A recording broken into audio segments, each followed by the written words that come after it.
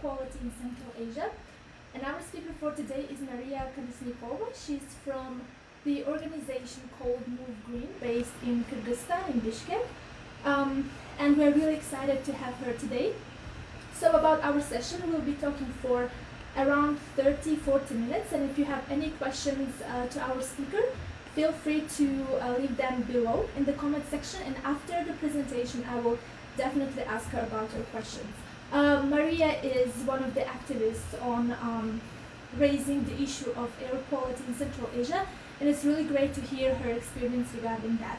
So without any further ado, I would like to give the word to Maria. Please, Maria. Hi, everyone. I'm really excited to be here today as well. Thank you for the invitation. And today I'll try to share all my experience regarding air quality in Kyrgyzstan. I will share our experience and what we are doing here to raise awareness about air pollution in Bishkek city, the capital of Kyrgyzstan. And I would like also to tell you a bit about Kazakhstan, Almaty air pollution issue. And as far as I understood, so the audience is mostly interested in how you can be also engaged in this thematic, in this topic. So I'll try to do my best to tell you our story. So, and I'm starting to share my screen. So, as I told you, I represent Move Green, as youth environmental organization in Kyrgyzstan. And this is Bishkek. And that's really amazing picture, and this is the city of my dream. It's surrounded by beautiful mountains and it's all green, as you can see. But unfortunately, this is Bishkek too, especially during heating seasons.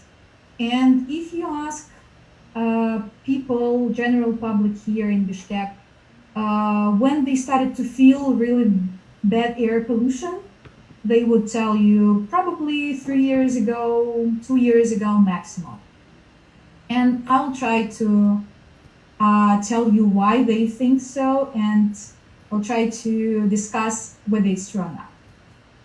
So, and you might be familiar with this picture as well. It's the most popular when you would like to get some information in Google about air pollution in Almaty, Kazakhstan. And this is Dushanbe during the dust storm in September 2019. So this is actually what happened recently in Ukraine, in Kyiv. Also, they have had really bad dust storm and they couldn't really breathe because of that, because of the climate change as well. It happened, I mean.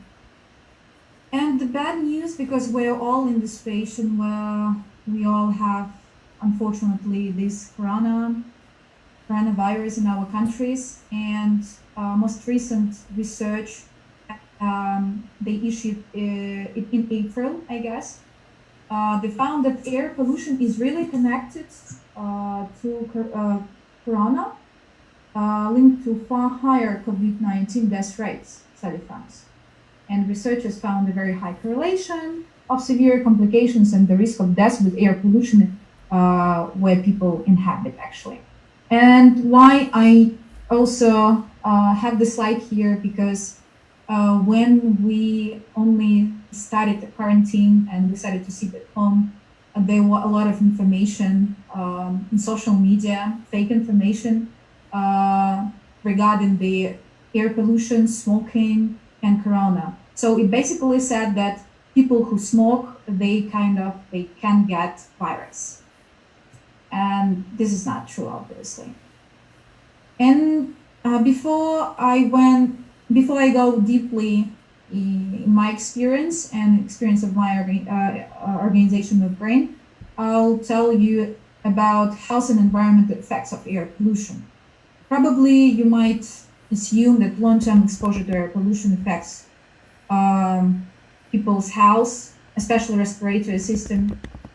In some major cases, it can even cause death. And it has both health effects of air and environmental effects. So basically, it's premature death heart diseases, lung diseases, asthma, allergy, and even cancer, lung cancer. And regarding the environmental effects, it's acid rains, damage of plants, especially leaves in the cities mainly, low yields of forests and crops, and climate change. You might heard or even you might seen this graphic or picture already, and it says that actually air pollution is the silent killer.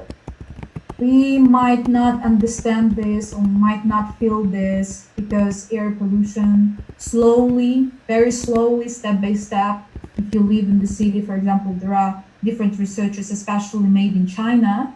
For example, like living in Beijing 10 years decreases your life on 6 months. And now, actually, it's not 7 million deaths caused by air pollution, but even some experts say it's now 9 million deaths. And you can see that it's different numbers for different regions. So, what about Bishkek? We found out that in December 2019 and January 2020, air quality in Bishkek on some days exceeded safe limits by 11, 13 times. And this is the real picture of smoke that is covering Bishkek in 2019.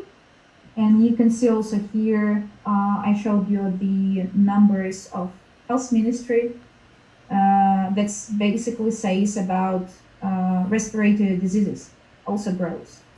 And we have data only until 2017, so probably I hope that we can update this until at least 2018 this year. And before I go to our story, to the beginning of how actually we started this clean air campaign by Move Green. Now, President of Kyrgyzstan, our new president, thinks, and it's his quote, that the main wealth of the capital of our country should be clean air and good environment, or good ecology. And this situation would not be possible if we compare it with the ex-president. So there was no questions raised about air pollution in Bishkek on his final media conferences of the year, for example. And he didn't say anything like that. And our current president, Soronbay Jeenbekov, also actually didn't cover this issue in his first year. And for now, we can see that there is over 1,000 media publications. There are, over 3 years of our campaign, many on TV, internet, online media, in social media. There are more publications than 1,000 even. And so now you can see that I showed you the picture. It's Bishkek in 2014. When I saw this picture, I was shocked and amazed. I mean, in a bad way. I was like, whoa, where's the city? I'm a mountain person, actually, but I had never noticed that before when I went to the mountains. This is the view from the mountain, somewhere near Bishkek. And then we started to get information on that, and actually when we tried to find anything about data, air pollution data in Bishkek, we just found the website of Kyrgyz Hydromet, which is the main government institution that monitors the air quality in our country. And when we read the information, we found out that there is a lack of information. It's not clear. We couldn't understand this. It was very complicated to understand, and it was for the last month, so it was not actual. And when we tried to find out any media publications, we could not find anything on that. And that was really very interesting for us, why we couldn't do it. And then we understood that There are no monitoring stations, there is no data available for citizens, and we wanted to change that. That's how we started the campaign. Again, it's a real picture of Bishkek, and we called it Bishkek Air or Воздух Bishkeki hashtag in Russian language. It's more popular in social media, in Facebook and Instagram. And before getting the information about low-cost sensors, what we did, we decided to hang white fabric banners in 4 places of Bishkek. And we just wrote Bishkek Air in Kyrgyz and Russian languages. And you know, people, and we didn't say anything on our social media, and people were interested, were curious about that. And they didn't know that it's actually, that was actually fabric, but they found out this extremely valuable for them, because they started to ask in their social media, sending the pictures, posting the pictures of these banners, and journalists were very interested in that. And then for 3 days, we had silence in our social media network. And then we posted this, and we said that we would like to find out whether in 1 month or 2 months or in 3 months, these white banners will be black or darker. And then after that, a lot of journalists called us. We had more than, I think, 20 or even 30 publications, and even in Central Asian media bulletins, they wrote about this. That was really very successful and easy to implement, because everything was very new to us and we didn't know what to do. But after 2 years, I think I went to Armenia and I met one girl, and she said that they were inspired by this in Belarus, in Minsk, and they did almost the same in their city. And that was really amazing to hear. Then we found out low-cost sensors that measure particular Meta 2.5. And by World Health Organization, particular Meta 2.5 is extremely bad for our health, and actually it causes a lot of diseases that I listed in my previous slides. That's why we decided to measure particular Meta 2.5. Actually, we can call it dust, but it's thinner. The particles are thinner than our hair 30 times. So it doesn't have any barriers, and that's why it's very unhealthy and very dangerous and unsafe for us. So in this picture, we were, you can see me, and you can see, actually, unfortunately, not her face, but my colleague Baktagul Stakeva. She's an environmental engineer. Without her, I don't think that it would be possible to start this campaign.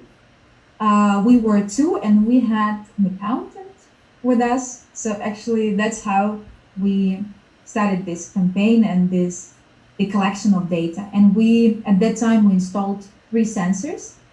And that was really very, again, successful, because it was something very new to journalists, and they really wanted to cover that. And they did that eventually. So, and for now, so you can see that we have different web sources, mobile application, where you can see the data from our sensors available 24/7 days, 24 hours, and it changes every 5 minutes in each sensor. We have international project aircast.org with Kazakhstan, and you can now see that there are sensors installed there, and they are certified in Kyryz Republic and in Kazakhstan as well. And then we have Aba KG, which is actually Air KG, a mobile app, and Move Green's website. And the links I will show you at my last slide. So as you might notice, now we have more sensors installed, and we really played with data, and we wanted it would be understandable for people. Like you can see the colors, for example, red, definitely not safe. Dark and purple colors are not safe. So, and then you could actually have the data for 1 day and then for 1 week to compare something, like to see when the air pollution, for example, is very high, maybe in the morning, somewhere around your place, or maybe in the evening.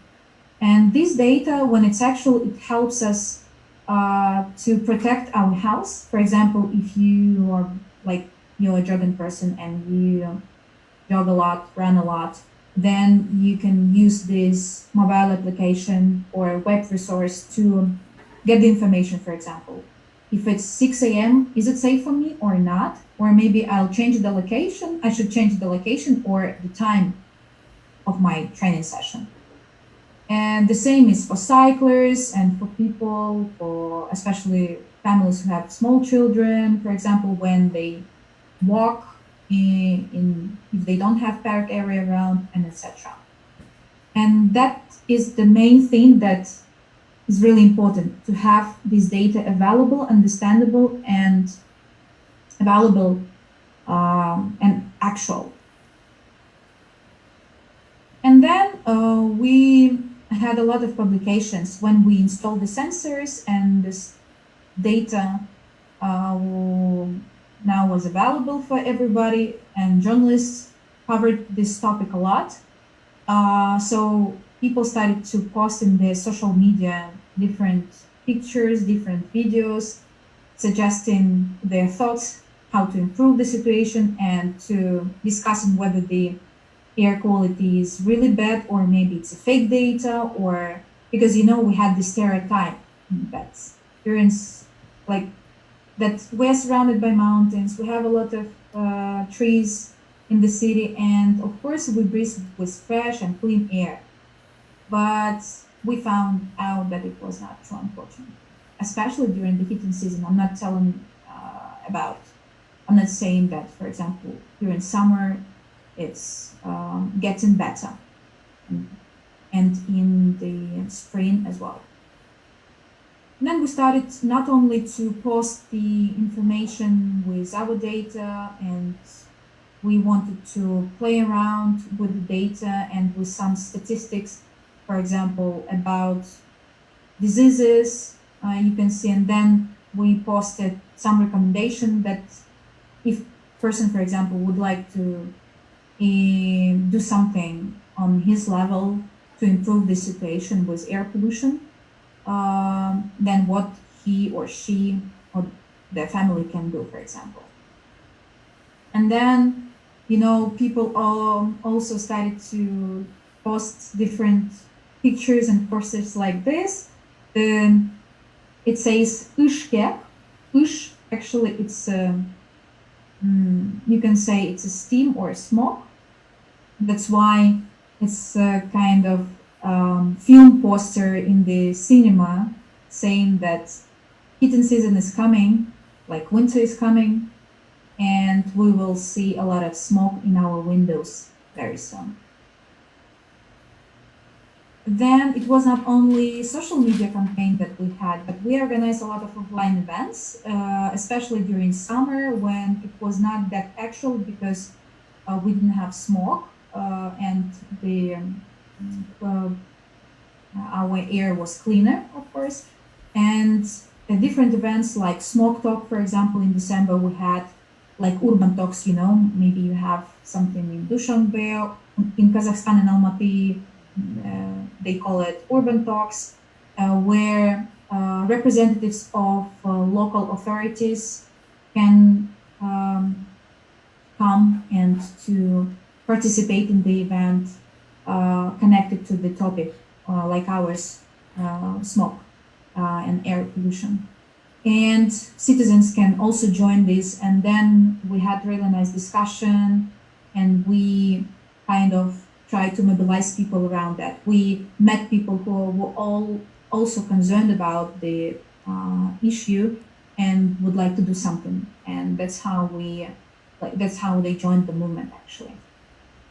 And then we had different types of events where we tried to breathe,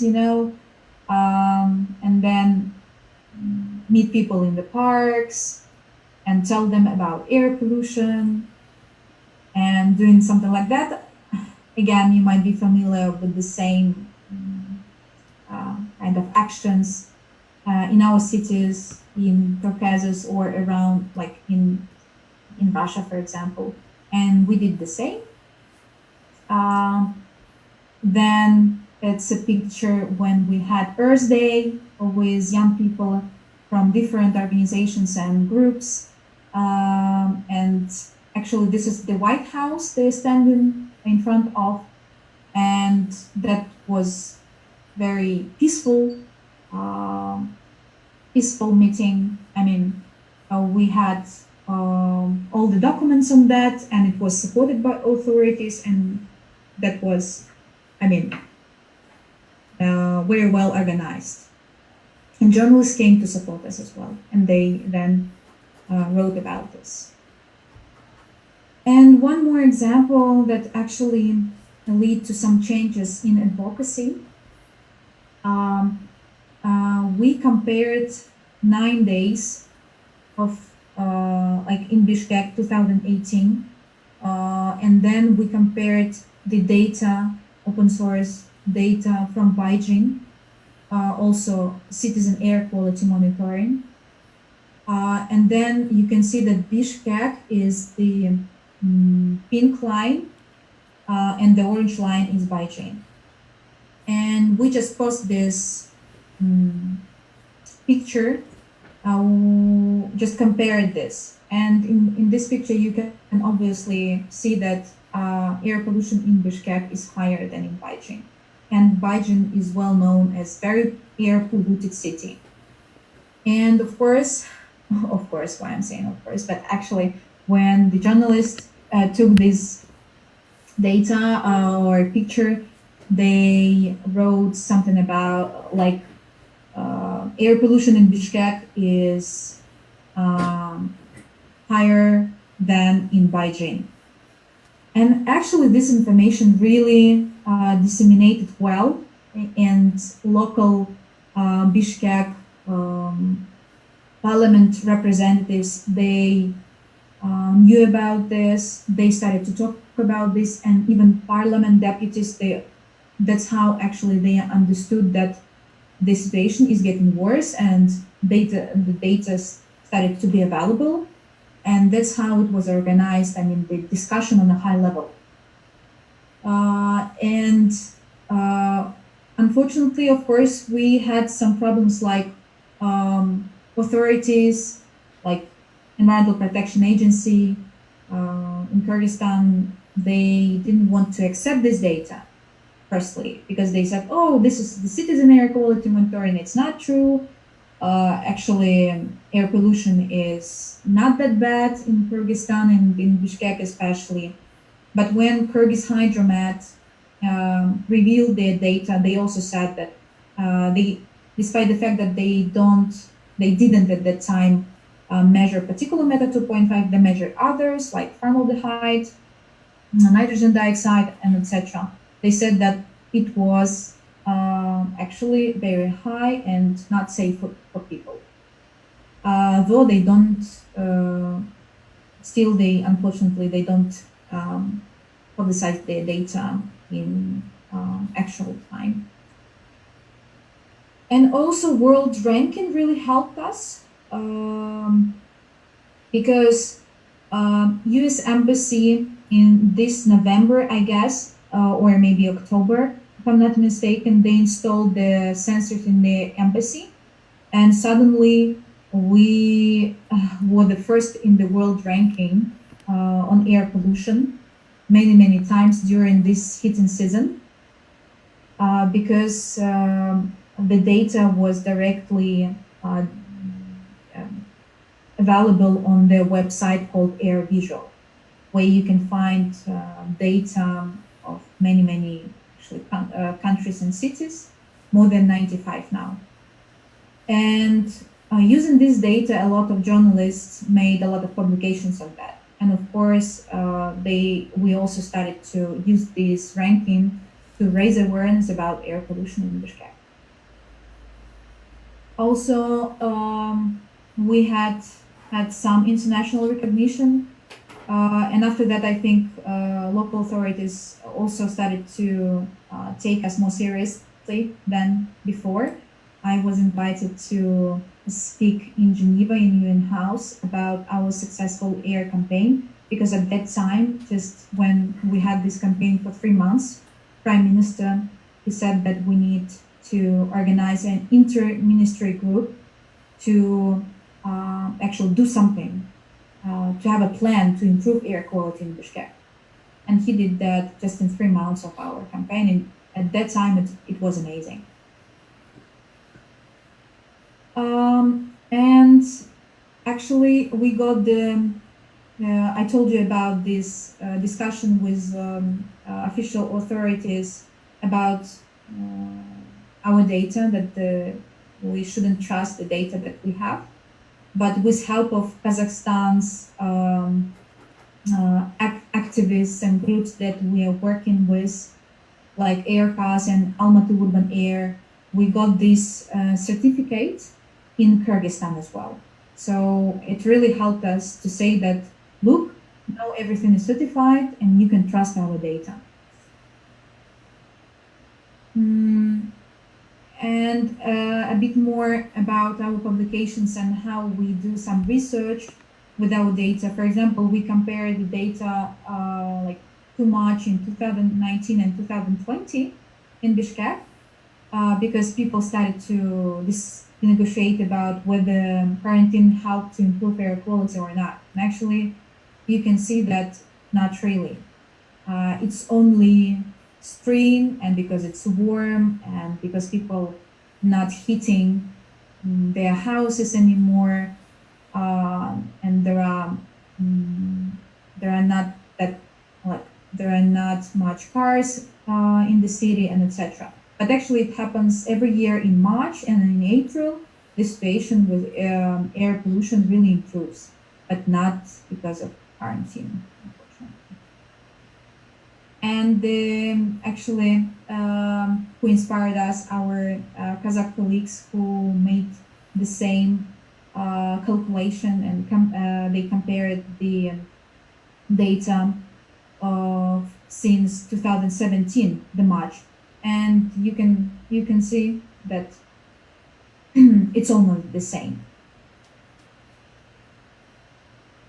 And what they also did,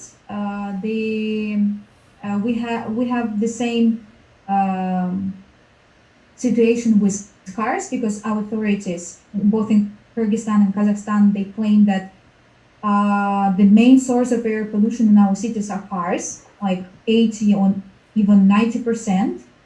And we say, no, that's not true. It's because of the heating, because of a lot of private houses, because of power plants working. But they insist that actually cars are almost only pollutants in our cities. That's why during quarantine, we had really amazing situation when we didn't have cars, and we could compare data, air pollution data, and in the city. And as you can see, and it was still cold in March, you can see that in Almaty, it was still very high. The figures and numbers are still very high. But at the same time, they didn't have almost no cars in the city. That was really unique situation. Again, to insist that it's not cars. Not cars, I mean, main source of pollution.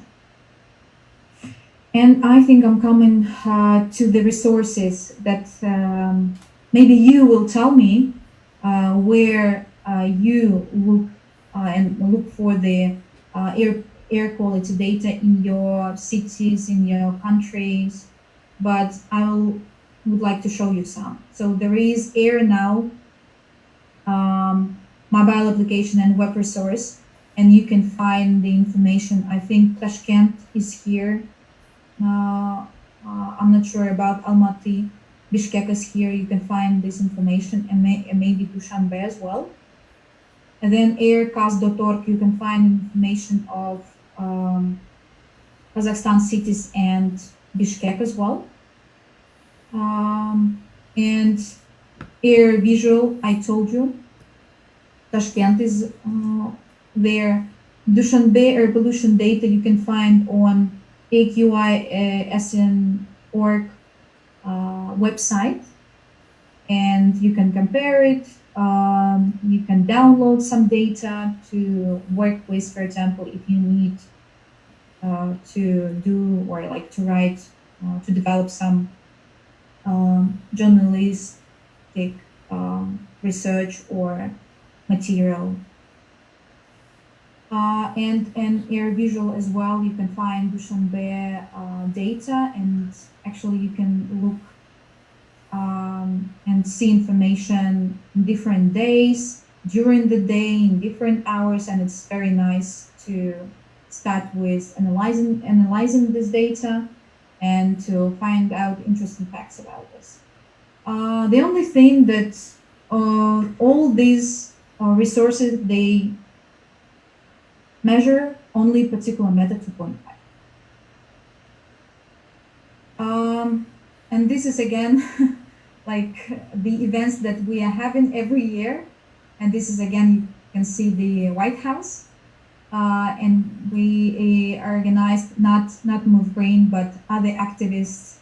Activists organized first of all in December the action in front of the White House, and it was funny story that in the morning we were in White House discussing that issue with a parliament fraction that invited us to share our recommendations. And then at 12 we were out, and we were with journalists and with the other activists, like attracting their attention to the issue. And I think that's almost all. Now you can see the links to our social networks. Facebook, we are on Instagram, movegreen.kg, and then you can see our information on movegreen.kg map on air data. And also, I wanted to share with you one of the Kabar publications about air quality in Central Asia. Just a second, sorry.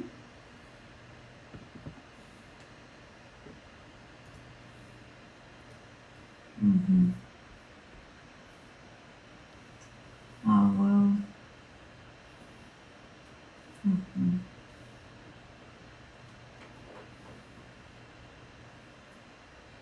So, okay, now you can see that, right? So Kabar, Central Asia Bureau for Analytical Reporting, they have recently the material called How Harmful is the Air in Central Asia, explained on the graphs.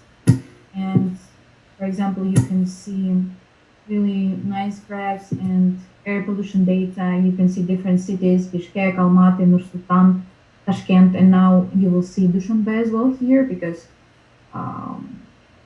there was not enough data from the very beginning, but then, yeah, I'm sure Dushanbe will be here.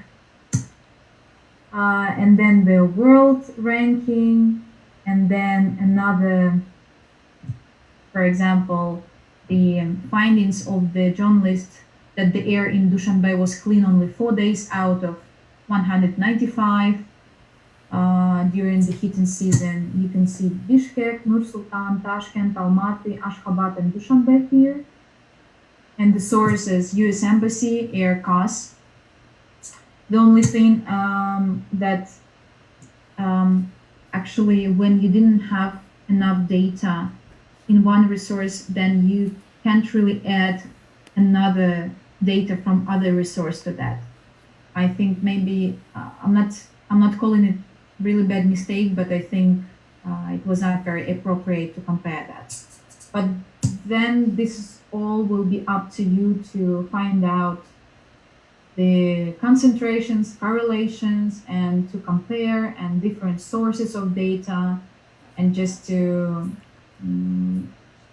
get involved in the seeing the effects of pandemic, the quarantine right now to air quality, and you already mentioned that many countries in the world who used to be red, which means dangerous, they are green right now. So could you please tell to our viewers what are the effects of self-isolation of people? For example, many of us, we are sitting at home and air quality indoors is also important. So how is the situation in that regard, and what people can do to make their houses air quality better and fresh? Thank you. So actually, in Europe or United States, yes, I can definitely say that quarantine really improved air quality because of the heavy industry, and in any regions where they have, for example, there is heavy industry. But as for Almaty or Dushanbe, or I'm not sure about Tashkent, but for Bishkek, I'm sure that actually we don't have a lot of industry here, and a lot of business just stopped work, and it would really benefit clean air if we, for example, were in quarantine in autumn. But at the same time, I can imagine that, as I told you when we compared the data in March, when it was still cold, people really heated their houses a lot, and especially vulnerable families who actually lost their jobs. They didn't even use only coal for burning, but all they had, the plastic, the old machine tires, for example, and a lot of stuff like this, which is forbidden. I'm sure in like in every country, it's forbidden to use this for heating. But unfortunately, the quarantine and with the situation with pandemic made the situation even worse, because a lot of people just lost their jobs, and they didn't have, and they still don't have money for example, electricity or for gas, or because it's still in Kyrgyzstan, gas is much expensive than the coal, for example.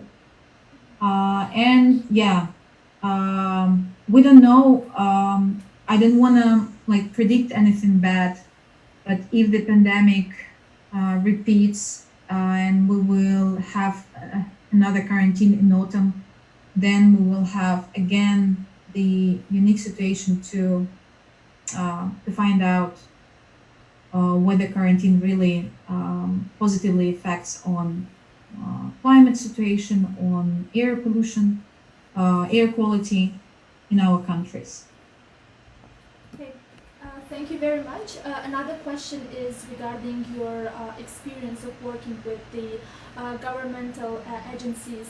We know that you work really good after the campaigns that you did before. Is there anything going right now on taking further measures? Maybe you have some programs prepared for next few years to make air better?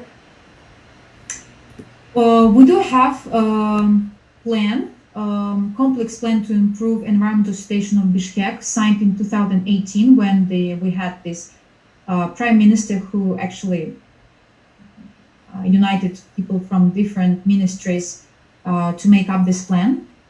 Unfortunately, it was signed. Then that prime minister got to the prison, but the document was signed. And it's now being implemented by the Environmental Protection Agency of Kyrgyzstan. Gauselha, and they have another plan, a year plan, and they trying to improve the situation.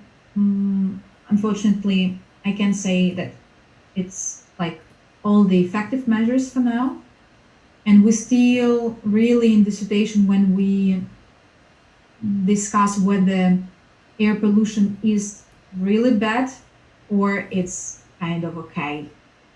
But I don't think that we should even continue, like we should continue this conversation, because we all know that we do have these really disgusting pictures when dark smoke covering the city and we can't see anything.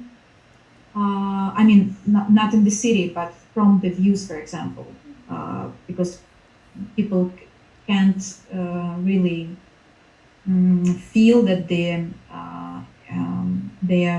have a bad air pollution.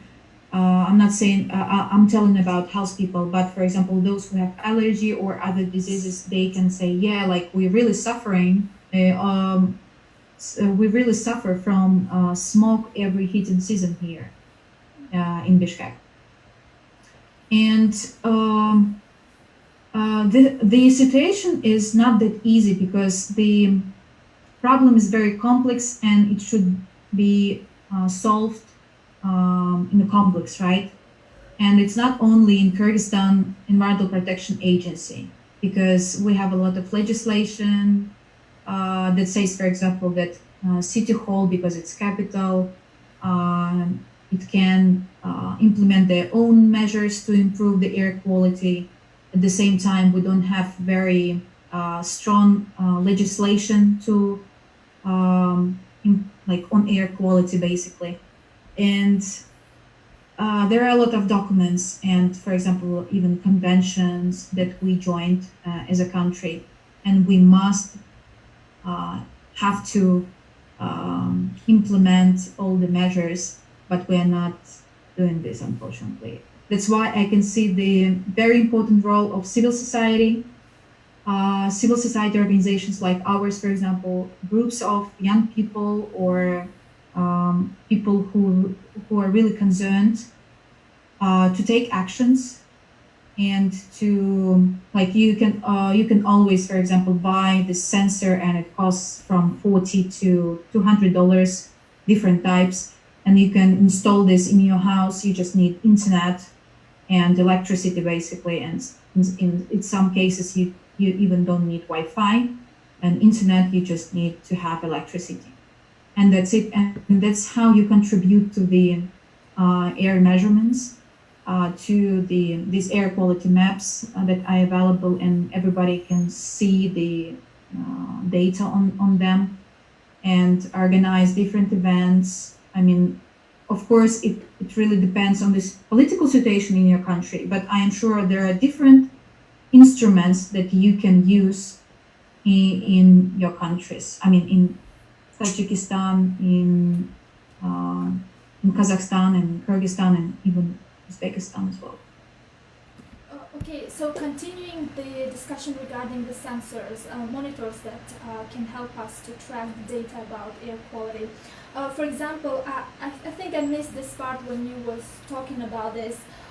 So in many big cities in Central Asia, we have these monitors, and the data is sent to the visual apps and other monitoring apps. But what about those different regions that are not on that map? Is there any chance how we could also have data about different regions besides Bishkek, Dushanbe, Almaty, and Tashkent? Yes, it's all up to people.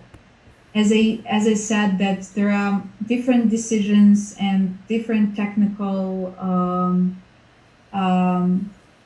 like sensors, technical solutions, that you can use, and you can just install that and to contribute this way in your city, for example. In Kazakhstan, they're doing a really great job. They have sensors in 7 cities.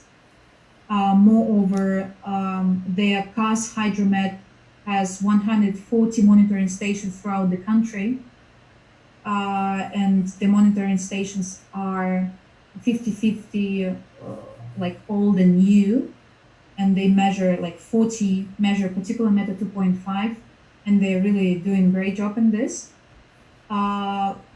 And I'm sure that it all depends on people who actually work for both for government and for the being for the civil society, not working for the civil society, sorry, but being engaged in this way, being just a group of people, activists, or working in NGOs, or be a single person that then, I don't know, maybe then you can grow a movement of interested people who would contribute this way and find support from different, I don't mean, donors or international organizations or local businessmen who would like to contribute as well.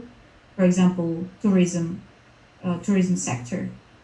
In Kyrgyzstan, they're very interested in air quality measurements, not in Bishkek, but where in the cities where they are working. So. Okay, that's really great. Just quick information to our viewers. American Space in Tajikistan have 8 offices, and all of them they have air visuals monitor. So if you want to get data about your region regarding the air quality, you can go to your American Space's Twitter account or just contact coordinators to get information about the air in your area. Another question, actually we had lots of questions regarding the effect of air to health, and many people want to know what are some health consequences of air pollution and what people could do to protect themselves, like having daily resources, not some technical equipment or special masks for it. Mm-hmm. So responding to that, that's why we need this data to be available for us. We need more sensors and more data to analyze the situation in the right way. But at least if you have some data maybe around or your office or your university you study, or maybe your house, then you can just use this information daily to understand where, when actually you have smoke or it's harder to breathe, when the air pollution is very high, when it's okay. And in this ways, for example, the only thing that we can do is we can wear special masks. Then we on our level we can spend more time in park zones, with your family, with your friends, and yeah, probably maybe to protect the house, it's the only thing in the house. It's like air purifiers you can use. Many people, especially those who have children, they already bought these air purifiers to their homes. But I'm not insisting on that. It's just up to all people what decision they can make. Okay, thank you very much. We have only 7 minutes to finish this talk, so I'm going to ask you the last question, which is about maybe some of your predictions and forecasts regarding the air quality in the region and in the world, maybe based on the data you have and some analytical things that you did. How do you see the situation with the air quality in the future, maybe next 10, 20 years? Mm-hmm. As our countries are not really good at developing alternative energy, and we still use bad energy, dark energy, the predictions are not very positive, because the quality of fuel that our cars use, For example, we don't have a lot of trolley buses working on electricity in Bishkek. The same in Almaty, I'm sure the same in different stages in Dushanbe, Tashkent, or Ashgabat. And those countries who have gas, they use gas. And we also started to use gas. But I mean, it's not really improving the situation because we need complexly to look at the problem and to see different sources of pollution, like power plants as well, like heavy industry and not only heavy industry, and at the same time use the opportunity to responsible consumption and the using the alternative energy and developing alternative energy in our countries. Great. Thank you very much. So unfortunately we don't have time for other questions, but we will try to get the answers and we'll put them below in the comment section. Thank you so much, Maria, for this very informative presentation and talk. I'm pretty sure it was very useful for our viewers and for us in particular. So thank you once again from Dushanbe, and definitely your experience will be a great scenario for many of us to take actions and do some work regarding air quality. So thank you very much. Please feel free to write to us, to find us in Instagram or Facebook, and I'll try to be helpful if you need me. Definitely. Thank you so much, Maria, and thanks everyone for watching this live. We will save it on our Facebook, so if you have time afterwards, you can go and watch it again. Thank you. See you. Bye.